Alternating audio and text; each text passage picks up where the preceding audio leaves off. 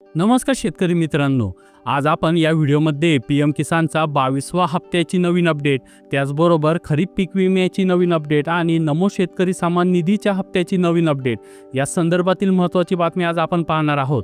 त्यासाठी हा व्हिडिओ अत्यंत महत्त्वाचा असणार आहे, त्यासाठी हा व्हिडिओ पूर्ण पहा। पीएम किसान सन्मान निधी योजनेच्या हप्त्याची आतुरतेने वाट पाहणाऱ्या सर्व शेतकऱ्यांसाठी एक महत्त्वाचा अपडेट समोर आले आहे।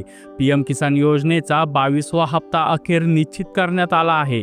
आसाममध्ये आयोजित करण्यात येणाऱ्या विशेष कार्यक्रमादरम्यान या हप्त्याचं वितरण होणार असल्याची अधिकृत माहिती समोर आली आहे।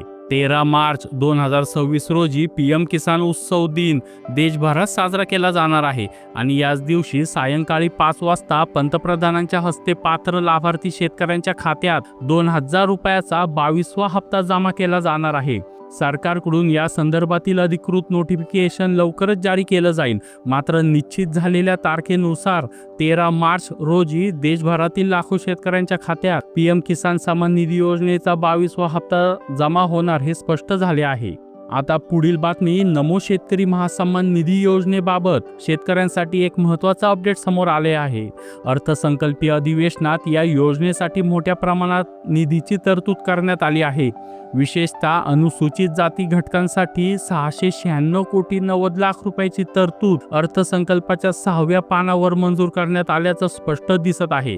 याशिवाय अर्थसंकल्पाच्या 30व्या पानावरही या योजनेविषयी स्वतंत्र माहिती नमूद करण्यात आली आहे। याचा थेट फायदा अशा शेतकऱ्यांना होणार आहे जे नमो शेतकरी महासन्मान निधी योजनेचे पात्र लाभार्थी आहेत। या लाभार्थ्यांच्या खात्यात लवकरच निधी जमा होणार असल्याची माहिती समोर आली आहे। या योजनेसाठी जेवढी निधीची तरतूद अपेक्षित होती ती संपूर्णपणे या अर्थसंकल्पात उपलब्ध करून देण्यात आली आहे। आता फक्त अधिकृत GR जाहीर होण्याची प्रतीक्षा आहे आणि एकदा GR प्रसिद्ध झाल्यानंतर पात्र शेतकऱ्यांच्या खात्यातील रक्कम तत्काळ जमा केली जाणार आहे। आता पुढील बातमी खरीप पीक विमा 2025 च्या वितरणाबाबत एक मोठा आणि महत्त्वाचा अपडेट समोर आले आहे।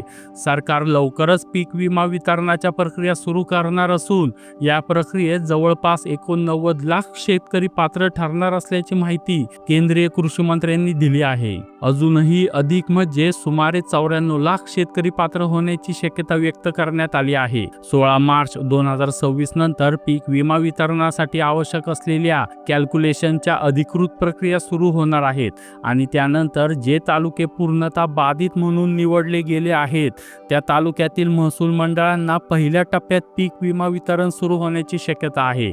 महत्त्वाचा मुद्दा म्हणजे गावात एका शेतकऱ्याला मिळणार आणि दुसऱ्याला नाही असे यावेळी होणार नाही। उदाहरणार्थ जर एखाद्या तालुक्यात सोयाबीन पिकाचं नुकसान झालं असेल आणि त्या पिकासाठी त्या तालुक्यातील महसूल मंडळ पात्र झाले असेल तर त्या महसूल मंडळात ज्या शेतकऱ्यांनी पीक विमा भरला आहे त्या सर्वांना सरसकट पीक विमा हा मिळणार आहे। याला आपण सरसकट पीक विमा म्हणू शकतो आणि यावर्षी नेमकं हीच पद्धतशीरपणे लागू होणार आहे। आता कोणती महसूल मंडळ पात्र ठरतील याची अधिकृत यादी लवकरच समोर येईल। अशा प्रकारे पुढील नवीन अपडेट जाणून घेण्यासाठी आताच या चॅनलला सबस्क्राईब करा आणि बेल आयकॉन क्लिक करा। धन्यवाद।